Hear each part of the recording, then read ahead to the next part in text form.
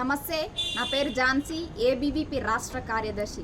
దేశవ్యాప్తంగా సంచలనం సృష్టిస్తున్నటువంటి సంఘటన, దేశంలోనే ప్రతిష్టాత్మకమైన పరీక్షలలో ఒకటైన నీట్ మరియు నెట్ పేపర్ లీకేజ్ అవడాన్ని ఏబీవీపీ తీవ్రంగా ఖండిస్తుంది.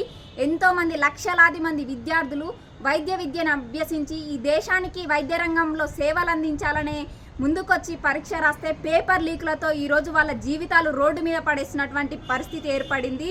అటువైపు నీట్ ఎగ్జామ్ చూసుకుంటే 24 లక్షల మంది అభ్యర్థులు రాసినటువంటి సంఘటన, ఒకవైపు 11 లక్షల మంది నెట్ ఎగ్జామ్కు హాజరైన సంఘటన మనం చూస్తున్నాం.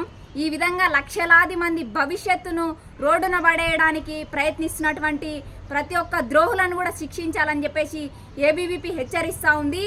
అసమర్థ అవినీతి పరులైనటువంటి ఎన్టీఏ సంస్థ యొక్క అధికారుల పట్ల కూడా కఠిన చర్యలు తీసుకొని దీనిపైన సిబిఐ విచారణ జరిపించి దీని వెనకాల ఏ ఒక్కరు ఉన్నప్పటికీ కూడా నిష్పక్షపాతంగా సిబిఐ విచారణ జరిపించి ప్రతి ఒక్కరిని కూడా శిక్షించాలని ఏబీవీపీ డిమాండ్ చేస్తుంది.